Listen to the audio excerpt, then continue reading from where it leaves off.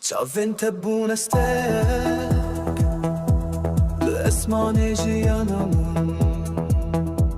Ez bûme koçerek li peyroniya te, lê çi xas diçim tu dûrtir dibî.